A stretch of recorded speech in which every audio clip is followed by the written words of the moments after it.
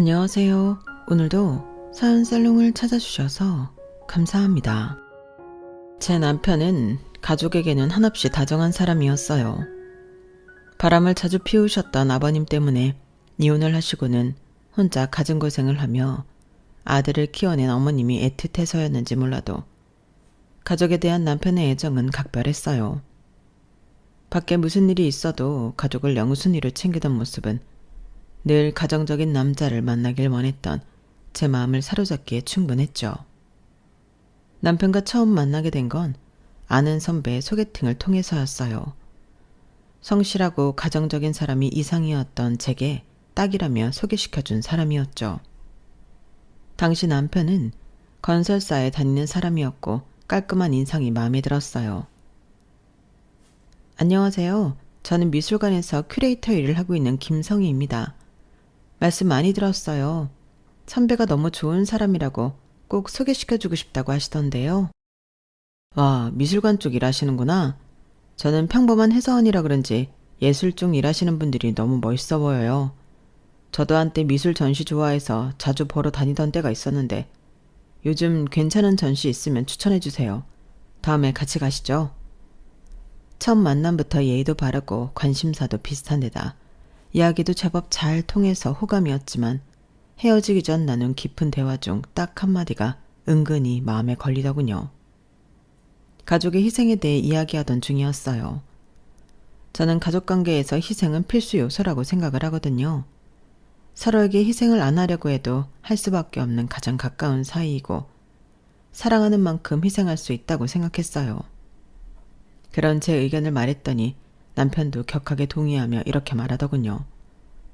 우리 엄마는 제가 어렸을 때 이혼을 하고 자식을 책임지기 위해서 작은 분식집을 운영하면서 날 여기까지 키웠어요. 힘든 내색 한 번도 없이요. 제 이상형이 우리 엄마 같은 사람이거든요. 그런데 성희 씨가 우리 엄마랑 좀 닮은 것 같아요. 그 말이 무슨 뜻인지 처음에는 좀 헷갈리더군요. 대화 중에 뜬금없이 닮았다고 했으니 희생을 많이 할 것 같다는 이야기인지 아니면 정말 순수하게 얼굴이 닮았다는 뜻인지요. 평소라면 당연히 전자로 알아들었겠지만 헷갈릴 법도 한 게 제 얼굴을 뚫어져라 보면서 이야기를 했거든요. 게다가 첫 만남부터 그쪽은 희생은 잘할 것 같다고 이야기하는 건 너무 공감 능력이 부족해 보여서 그렇게 이상한 사람은 아닐 거라고 은연중에 믿고 싶었던 것 같아요. 아, 잘 이해가 안 돼서 그런데 그게 무슨 뜻인지 물어봐도 될까요? 그래서 대놓고 물어보니 갑자기 당황하면서 횡설수설 하더군요. 아, 그게 성희 씨가 좀 웃을 때 우리 엄마랑 닮은 것 같아서요. 별다른 뜻은 아니었어요. 아, 그런 거죠. 어머님을 엄청 존경하시는 것 같아서 어떤 분인지 궁금하네요. 그렇게 이야기를 대충 마무리하긴 했지만 뭔가 설명할 수 없는 찜찜함이 마음 한구석에 남더라고요. 그래도 그것만 빼면 정말 재밌는 시간을 보내고 와서 괜히 제가 예민하게 구는 건가 싶어 넘어갔어요. 몇 번 더 만나보고 결정해도 될 일이라 생각하니 그렇게 깊게 생각하지 않게 되더라고요. 그런데 남편은 생각보다 제게 생각할 틈을 주지 않았어요. 성희야, 준서가 너 엄청 마음에 들었나 봐. 소개시켜줘서 고맙다고 난리야. 넌 어땠어? 저도 좋았어요. 몇 번 더 만나보고 싶긴 해요. 그렇게 두 번째 약속이 속전속결로 잡혔고 남편은 그날 제 연락처를 받아갔어요. 앞으로 자주 연락해도 될까요? 제가 이상형이라는 말이 진짜였는지 남편은 연락처를 받아간 두 번째 데이트서부터는 적극적으로 나왔어요. 누가 저한테 이렇게 좋다고 적극적으로 대시하는 게 자주 있던 일은 아니어서 당황스러우면서도 사랑받는 기분이 들어 내심 좋더라고요. 저도 그만큼의 감정이 들었냐고 하면 쉽사리 대답할 수는 없지만 남편이 지치지 않는 구애에 저도 결국은 얼마 가지 않아 좋은 감정이 생겼어요. 연애를 시작한 후에도 남편은 정말 저에게 충실한 사람이었어요.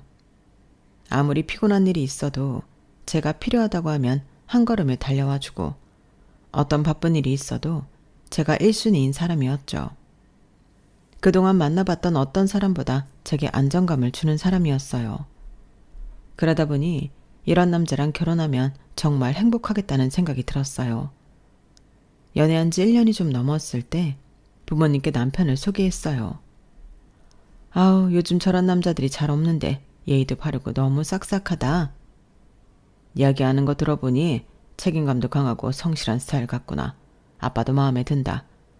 네가 결혼을 생각한다면 저런 사람이랑 하면 좋겠다는 생각이 드네.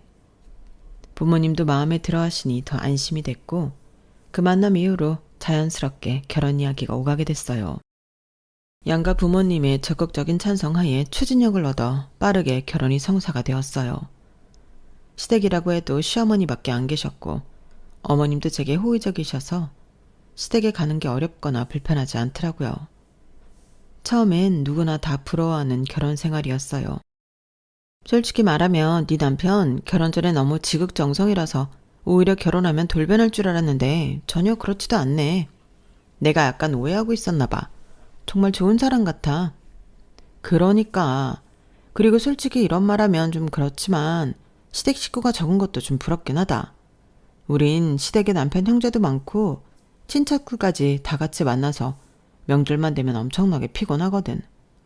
어머니만 계시면 어머님하고만 잘 지내면 되니까. 그러게 얘네 어머님도 얘한테 엄청 잘해주시잖아. 홀어머니라서 아들한테 집착할 줄 알았는데 딱히 그런 것도 없고 네가 결혼복은 있나 보다. 주변 친구들 말대로 결혼 후에도 제 행복에는 흔들림이 없었어요. 남편은 여전히 가정에 충실했고 어머님은 흔히 말하는 고부 갈등과는 거리가 먼 분이었어요.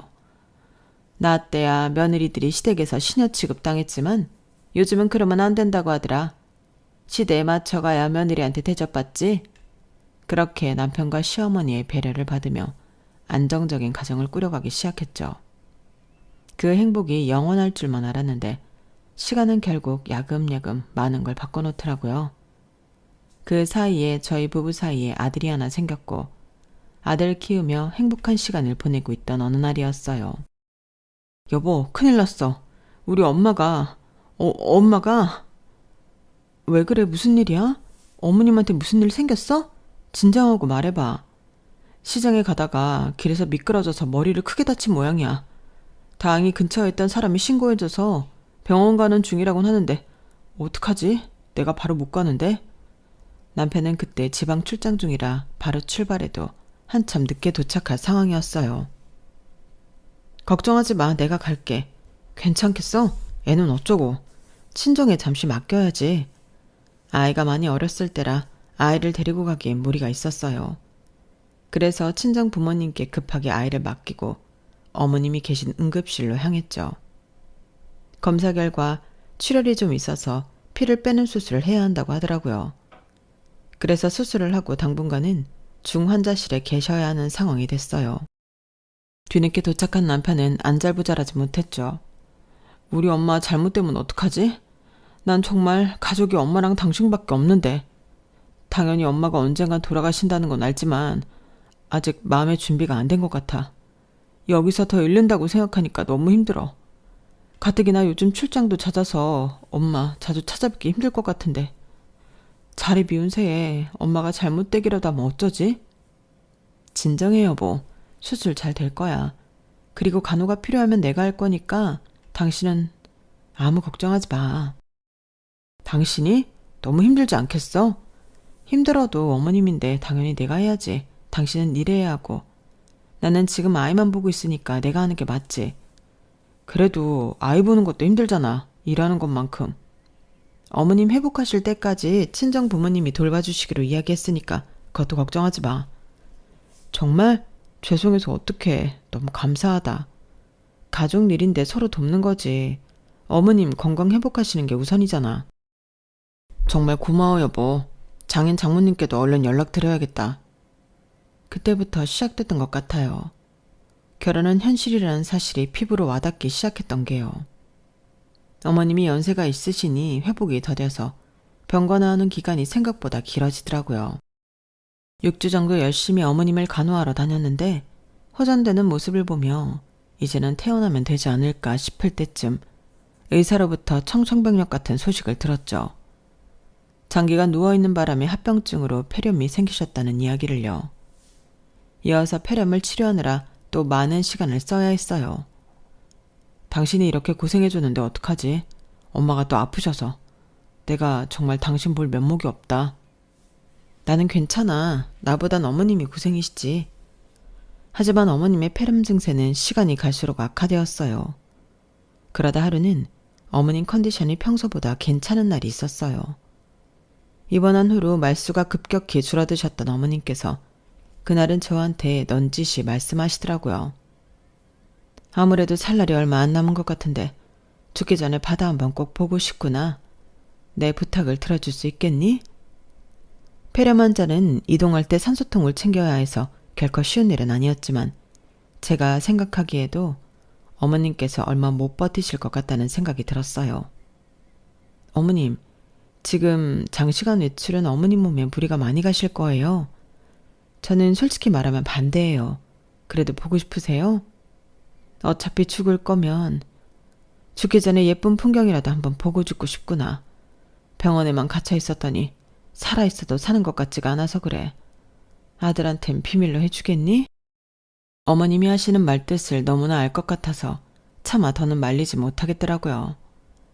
그렇게 저 역시 큰 결심을 하고 휠체어까지 대여해서 어머님을 차에 모시고 가장 가까운 바다로 다녀왔어요.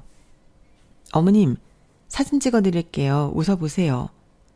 바다에 도착해 어머님을 휠체어에 태우고 해변 앞 포장도로를 쭉 걸었어요. 예쁘게 웃으시는 사진도 찍어드렸고요. 어머님 부탁 때문에 남편에게는 다녀와서야 이야기를 했죠. 이제 말해서 미안. 당신한테 말하면 당신이 반대할 거 알아서 그러셨는지 다녀오기 전까지는 비밀로 해달라고 하시더라고. 남편에게 사진을 보여주며 이야기를 전하니 남편은 갑자기 눈물을 터뜨리더라고요. 여보, 정말 고마워. 어떻게 이 은혜를 갚아야 할지. 나라면 절대 못 갔을 거야. 그런데 이렇게 엄마 웃는 모습을 보니까 다녀오는 게 맞았다는 생각이 드네. 그동안 얼마나 답답하셨을지. 이런 얼굴 정말 오랜만에 보는 것 같아. 많이 좋으셨나 보다. 힘들었을 텐데 고생 많았어. 남편은 그날 저를 껴안고 몇 번이나 고맙다고 하다가 겨우 잠에 들었어요. 아픈 분을 모시고 혼자서 짐을 이고지고 먼 거리를 운전까지 하고 다녀오느라 온몸이 쑤시고 피곤했지만 가족 모두에게 좋은 일을 한 것 같아 마음만은 뿌듯하더라고요. 어머님께서는 돌아가기 전 마지막 나눴던 대화에서도 그날 일에 대한 고마움을 표시하셨어요. 네 덕분에 그래도 큰 미련 없이 떠날 수 있을 것 같다. 정말 고맙다. 그런 말씀 마세요, 어머님. 열심히 치료받고 건강해지셔야죠. 하지만 그렇게 행복한 소풍을 다녀온 뒤로부터 2달 뒤 어머님은 세상을 떠나셨어요. 당신 만나기 전까진 엄마가 내가 살아가는 이유였는데 엄마가 돌아가시니 정말 기분이 이상하네. 그래도 내 곁에 당신이 있어서 다행이야. 어머님이 돌아가시고 많이 적적해하는 남편을 옆에서 많이 위로해주면서 부부 사이는 설명할 수 없는 돈독함이 생긴 것 같았어요. 남편은 우리 가족을 먹여 살리겠다며 더 악착같이 일을 하기 시작했고 애가 어느 정도 큰 후부터는 저도 복직을 하려고 했어요. 여보, 그래도 아직 애한테는 엄마가 필요할 것 같은데 꼭 복직을 해야 돼? 아유, 크리에이터들 복직하기도 힘든데 나는 그래도 엄마가 미술관을 운영하시니까 복직할 수 있는 거잖아. 감사하게 생각하고 얼른 더 늦기 전에 복직해야지. 그냥 나중에 장모님한테 미술관 물려받아서 운영하면 그만 아냐? 그때쯤엔 애도 다 컸을 테고. 너무 당연하다는 듯 부모님께서 제게 미술관을 물려줄 거라고 생각하는 남편의 말에 살짝 황당하더군요.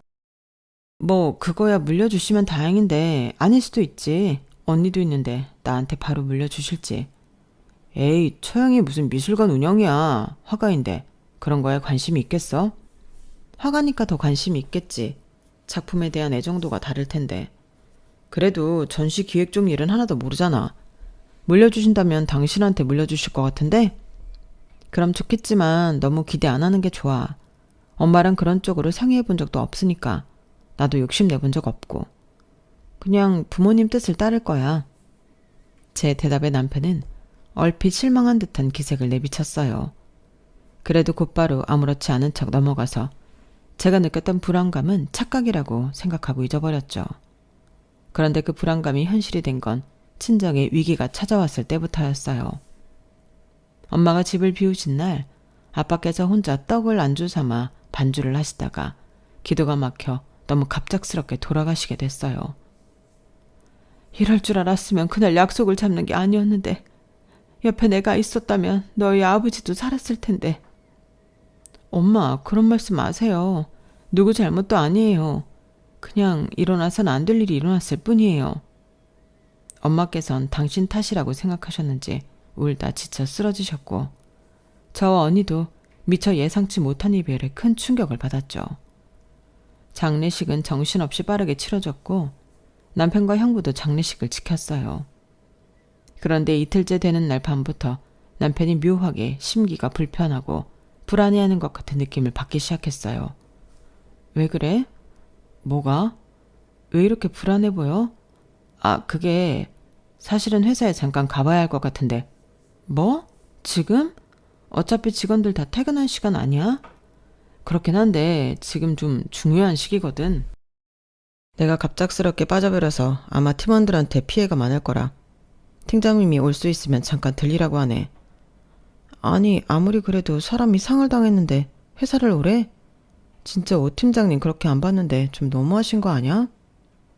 울컥하는 마음에 언성이 높아지니 남편이 더 어쩔 줄 몰라 했어요. 그래도 다른 문상은 와줬잖아. 지금 정말 바쁜 시기라서 그래. 나도 참 이런 말 하는 게 싫은데 잠깐 다녀와도 될까? 되겠니? 당신 여기서 자리 비운다고 하면 내가 뭐가 돼? 가족한테 뭐라 말하고. 그래, 역시 무리겠지. 알겠어. 남편은 민망해하고는 분위기가 불편했는지 화장실을 다녀온다고 하고 잠시 자리를 비웠어요. 그런데 남편이 있던 자리에 남편의 핸드폰이 울리더라고요. 화면이 켜지면서 문자 내용이 얼핏 보였는데 팀장님에게서 온 문자였어요. 걱정하지 말고 와이프 앞에 잘 있어주고 와. 어렵고 힘들 때일수록 가족 곁을 지켜야지. 일은 우리가 알아서 할 테니까 신경 쓰지 말고. 그 문자를 보니 갑자기 심장이 덜컥 내려앉는 기분이더군요. 남편이 저에게 한 이야기와는 정반대인 내용이었어요. 그럼 장례식장을 나가기 위해 거짓말을 했다는 건데 도저히 믿기지가 않았어요. 그걸 한번 의식하고 난 뒤여서 그런지 그동안 정신없어서 눈치채지 못했던 남편의 미묘한 태도 변화가 느껴지기 시작했어요. 아버지가 돌아가셨다는 소식에 남편은 놀라긴 했지만 시어머니가 돌아가셨을 때 진심으로 슬퍼하며 남편을 위로해줬던 저와는 확연히 차이가 나더라고요. 표정부터 건조했고 슬픔이 아니라 해야 할 일을 하러 온 사람처럼 굴었어요. 그게 못내 서운하더라고요. 여보, 당신은 아무렇지도 않아? 뭐가?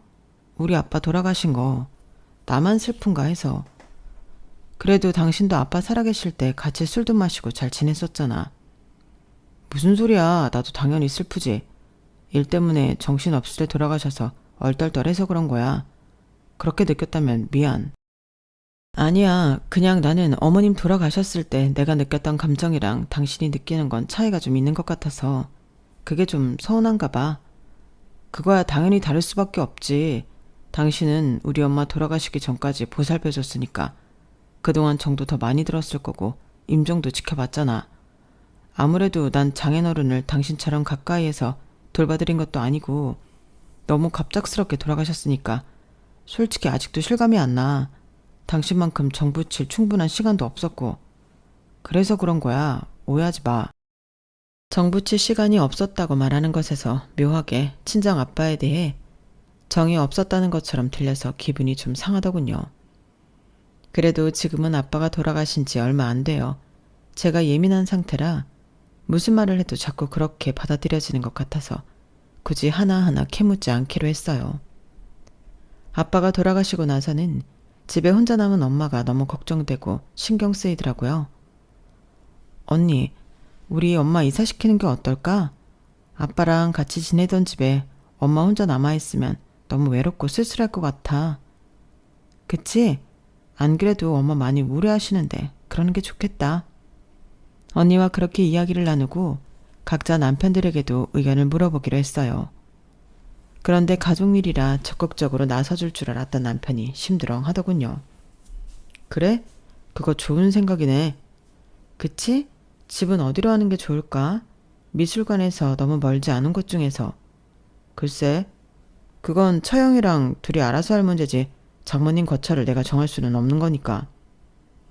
거처를 정해달라는 게 아니라 의견을 내달라는 거야. 당신이 나랑 언니보단 이런 데 빠삭할 거 아니야. 아유, 사람 사는 동네가 다 거기서 거기지 뭐. 장모님 재산도 꽤 있으신데 이왕이면 좋은 동네에서 살면 제일 좋지. 그런 건 당신 집안 문제니까 처형이랑 잘 상의해봐. 남편은 묘하게 친정아빠가 돌아가시고 난 후 친정 재산에 대해 자꾸만 언급을 하더라고요. 그러고는 제가 조금만 예민하게 반응하려고 하면 바로 꼬리를 싹 자르고 단순히 궁금해서 그런다는 식으로 내빼더군요. 처음에는 저도 그런 남편이 유연한 태도에 몇 번 넘어갔지만 이런 일이 몇 번 반복되니 절대 단순 궁금증이 아니겠다는 생각이 들기 시작했어요. 남편이 방관적인 태도로 있자 형부가 나서서 많은 도움을 줬어요. 형부가 아는 분 중에 부동산을 하시는 분이 있다고 하더라고요. 엄마께서 그동안 모아온 미술품들을 드리기에도 괜찮을 만큼 넓고 쾌적하면서도 여자 혼자 살기 괜찮은 분위기로 인테리어된 아파트를 구했어요. 형부의 적극적인 도움을 통해 아빠와 함께 살다 집은 팔고 이사를 가셨죠. 형부, 정말 감사해요. 덕분에 너무 괜찮은 매물을 구했네요. 감사는 무슨, 어머님 많이 힘드실 텐데 집이라도 좋은 곳에서 지내셔야지. 그렇게 형부 도움을 받고 나니 남일처럼 나몰라라 하고 있는 남편이 내심 괘씸해지더군요. 뭐라도 듣고 느끼는 바가 있었으면 해서 형부가 도움 준 이야기를 했더니 남편은 뜬금없이 이상한 소리나 해댔어요. 뭐 감사하긴 하네. 근데 장례식에서부터 느꼈는데 형님은 좀 경계하는 편이 좋을 것 같아. 그게 무슨 소리야. 장례식 때도 3일 밤낮으로 상주 노력 꼬박 열심히 해준 사람한테. 그거야 당연히 했어야 할 일이고 그런 것보다 약간 장인어른 돌아가시고서부터 형님이 더 적극적으로 집안일에 나서는 것 같다는 생각 안 들어? 그게 왜 그런 것 같아? 확실히 남편 말대로 그 전에는 좀 소극적으로 집안일에 참여했던 형부가 최근 들어 아빠가 돌아가시고 나서는 집안일에 적극적으로 나서서 도움을 주시기는 했어요. 하지만 제 눈에 그건 슬픔에서 헤어나오지 못하는 언니에게 든든한 버팀목이 되어주기 위해 노력하는 걸로만 보였어요. 그 모습이 정말 가정적이고 이상적인 가장의 모습처럼 느껴져서 조금 부럽기도 했고요. 그런데 남편이 그 모습에 의문을 품었다고 하니 좀 당황스럽더라고요. 왜 그런 건데? 언니가 힘들어서 그런 거 아니야? 그렇게 보일 수는 있겠지만 그건 좋게 봤을 테고 솔직히 말하면 내 눈에는 형님이 본격적으로 장모님 돌아가실 때를 대비해서 장모님 헌심을 미리 사두려는 것 같아. 뭐라고? 당신은 호의를 베풀어준 사람한테 무슨 그런 의심을 해. 엄마는 집 알아보는데 형부가 그렇게 많이 도와준 것도 몰라. 그래? 지금은 몰라도 나중에 처형에 다 이야기하겠지 뭐. 그리고 난 형님 나쁘게 보려는 게 아니라 그냥 눈에 보이는 대로 이야기하는 것뿐이야. 난 그냥 당신이 너무 바보같이 있다가 당하지만 않았으면 좋겠어서 미리 이야기하는 거야. 당신은 미술관도 그렇고 뭐 하나 집에서 욕심내는 게 없잖아. 그런데 형님은 달라. 이렇게 안일하게 좋은 눈으로만 사람을 보고 있으면 방심하는 사이에 장모님 재산 다 저 집에 뺏길 수도 있어. 내가 그런 집 한두 집안 본 게 아니라니까? 참나. 아무리 그래도 의심할 게 따로 있지. 당신 그러는 거 아니야? 벌 받아. 그때 진작에 알아봤어야 하는 건데 그때만 해도 팔이 안으로 잔뜩 굽어있어서 듣다 보니 또 남편 말이 그럴듯하게 들리기 시작하더라고요. 남편의 반복된 의심에 사람 일 혹시 모르는 건 맞으니 형부를 너무 좋게만 보지 말아야겠다는 생각까지 하게 됐어요. 그런데 웬걸? 시간이 지나면 지날수록 형부는 언니와 친정의 일이라면 발벗고 나서는 모습이 그런 불순한 목적을 가지고 의도적으로 하는 건 아닌 것 같다는 생각이 들더라고요. 그에 비해 남편의 시어머니가 아플 때와는 달리 친정 일이라면 시큰둥하고 별 반응도 없었죠. 그러다 결국 올게 왔죠. 엄마께서 아빠가 돌아가시고 스트레스를 많이 받으셨는지 몸에 이런저런 이상 반응이 생겨 건강검진을 받다가 암 진단을 받게 되셨어요. 갑자기 엄마까지 암에 걸리게 되니 가족 모두 근심에 빠졌고 막막하더라고요. 여보, 엄마께서 위암이시래. 주변에 위암 걸리셨던 어른들이 생각해보면 정말 치료기간도 길어서 많이 힘들어하시던데 치료비도 많이 나갈 테고. 치료비는 어차피 장모님 재산에서 나갈 돈 아냐? 그건 걱정할 건 없지. 치료비는 그 다음 문제였고 엄마는 괜찮으신지 먼저 물어볼 줄 알았어요.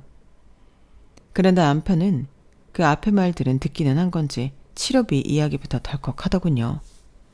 치료비를 우리가 해드리자는 것도 아니고 엄마 치료비는 엄마 재산에서 나가는 것 아니냐는 냉정하게 선을 긋는 말을요. 그 말이 얼마나 날카로운 칼날처럼 마음을 쑤시던지 순간 할 말을 잃을 정도로 충격을 받았어요. 여보, 엄마가 아프시대. 우리 엄마는 돈도 없는데 우리가 치료비를 보태야 할 것 같은데 괜찮을까? 시어머니가 아플 땐 바로 우리가 치료비를 내자고 하던 남편이 친정 엄마가 아프니 바로 선을 긋는 모습은 있던 정도 싹 떨어지더군요. 그동안 아픈 시어머니를 지극정성으로 병간호하고 마지막 부탁까지 들어드린 제가 순식간에 바보가 된 기분이었어요. 그땐 그렇게 고맙다고 은혜를 잊지 않겠다고 해놓고 이제와 없던 일이냐 입을 싹 닦는 게 어찌나 괘씸하던지요. 쌓였던 감정이 터져 결국 그날은 남편과 대판 싸울 수밖에 없었어요. 당신은 내가 어머님한테 해드린 건 싹 다 잊었어? 어떻게 우리 엄마 아플 때는 나 몰라라 그렇게 말해? 내가 뭘 나 몰라라 말했다는 거야. 아니, 우리 엄마는 나밖에 없었고 재산도 없었잖아. 장모님은 우리 엄마랑은 처지가 많이 다르시니까 그렇지. 장인어른이 남기고 가신 재산도 있고 장모님도 재산이 좀 있으시잖아. 자식들한테 치료비를 손 벌릴 정도는 아니신 것 같아서 한 소리야. 당신 장인어른 돌아가시고 유난히 날카로워진 거 알아? 남편의 그 말에 참았던 감정이 폭발했고 결국 그날은 남편과 따로 잘 정도로 심하게 싸웠어요. 그래도 늘 따뜻했던 사람이라 다음 날은 사과할 줄 알았는데 그 다음 날도 남편은 본인 잘못한 거 하나도 없다는 듯 반응하더군요.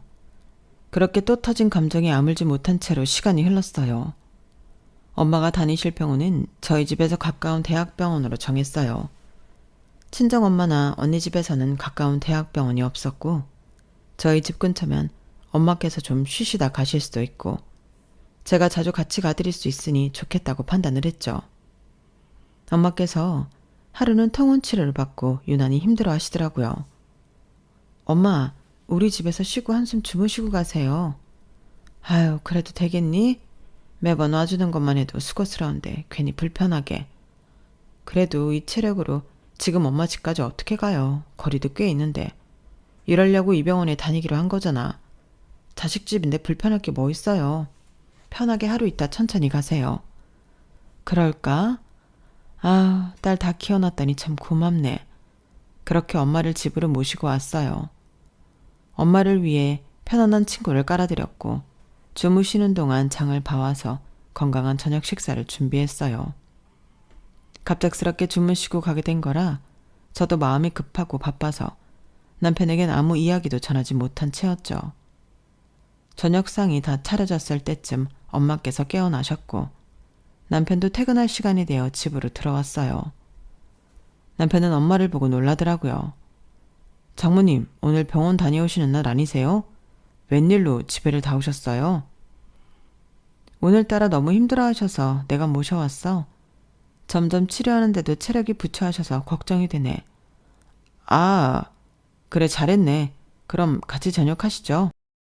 저녁을 상다리 부러져라 차린 건 정작 저인데 남편은 무슨 대단한 선심이라도 쓰는 듯이 의자를 꺼내더라고요. 그 모습에 아주 짧은 정적이 흘렀고 저도 어이가 없었지만 내가 너무 예민한 건가? 라는 생각에 넘어갔어요.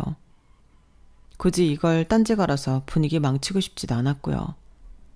저녁 식사하는 내내 평소와는 달리 남편은 한마디도 안 하더군요. 여보, 왜 이렇게 말이 없어? 엄마도 오셨는데 분위기가 좀 그렇잖아. 말하기 힘들면 대답이라도 좀 해. 아, 오늘 회사 일이 좀 피곤했어서 그래. 장모님, 절대 장모님 오셔서 불편해서 그런 거 아니니까 오해하지 마세요. 아유, 세상 천지 장모가 편한 사이가 어디 있겠어. 내가 집에 와 있던 것도 몰랐던 모양인데 불편한 것도 이해는 되지. 엄마, 이 사람이 뭐가 엄마가 불편해. 엄마가 잘해줬으면 잘해줬지 뭘 한다고. 어색한 분위기를 애써 가라앉히고 식사를 마쳤어요. 뒷정리는 남편이 하겠다기에 남편에게 맡기고 엄마께 따뜻한 물을 내어드렸는데 엄마께서 제 손을 잡으며 이렇게 말씀하시더라고요. 오늘 저녁은 잘 먹었다. 조금 앉아있다가 가보마. 네? 엄마 하루 주무시고 가기로 하셨잖아요. 시간도 너무 늦었어요. 아무래도 윤서방이 내가 말도 없이 찾아온 게 불편한 모양인데 얼른 가보는 게 좋겠다. 괜히 여기 있다가 너희 부부싸움 나게 할 생각은 없어. 나도 내 집이 더 편한데 빨리 가면 좋지. 엄마도 참 서운하게 그냥 있으래도요. 내일 제가 모셔다 드릴게요. 가시겠다는 엄마 겨우 붙잡고 마음이 심란했어요. 엄마가 계시는 게 싫다는 티를 팍팍 내는 남편에게 안 그래도 화가 나 있었는데 그걸 엄마까지 느끼셨다니 더 속이 울렁거리더라고요. 엄마께서 또 가신다고 하기 전에 폭신한 침구를 깔아드리려고 준비하고 있었는데 뒷정리를 마치고 온 남편이 그러더군요. 뭐 하는 거야? 장모님 설마 내일 가시는 거 아니지? 엄마께도 다 들릴 목소리로 묻는데 순간 뒷골이 확 땡기더라고요. 당신 진짜 장난해? 내가 어머님한테 어떻게 했는지 새까맣게 잊은 거야? 어떻게 자기 부모는 그렇게 소중하고 내 부모 아플 때는 나 몰라라 할 수가 있어? 장모님 잘 나가실 때야 좋았지. 근데 딱 보니까 미술관이니 재산이니 다 처형내 줄 것 같은데 내가 어떻게도 애정을 쏟아. 당신이 이렇게 지극정성 떨어봤자 장모님이 미술관 당신한테 넘겨줄 것 같아? 당신도 이쯤에서 그만둬. 뭐라고? 당신 어머님은 뭐 우리한테 물려줄 재산이 있어서 내가 그렇게 지극정성으로 보살폈어? 우리 엄마는 우리한테 사랑을 주셨지. 당신한테도 얼마나 잘했어. 그거랑 비교를 하면 되겠어? 뭐라고? 우리 엄마는 사랑을 안 줬어? 일 욕심 있으셔서 가족 보살핀 기억은 없는 걸로 아는데? 니네 엄마 아플 때 우리 엄마가 우리 애 봐준 건 기억도 안 나? 일하면서 애 보는 게 얼마나 힘든데 그건 다 까먹었어? 아, 그 얘기가 왜 나와? 그건 그거고. 기가 막혀서 더 이상은 말도 안 나오더군요. 더 이상 말이 안 나와서 남편 회사 가방을 집 밖으로 내던져 버렸어요.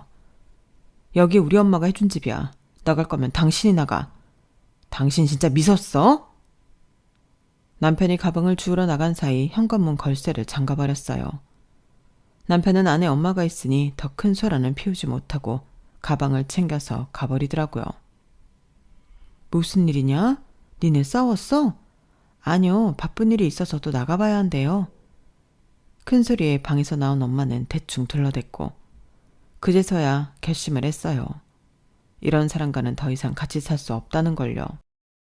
가족에게 유달리 애틋하고 잘하는 사람이길래 내 가족이 되면 저와 제 가족도 당연히 이외는 아닐 줄 알았어요. 그런데 웬걸?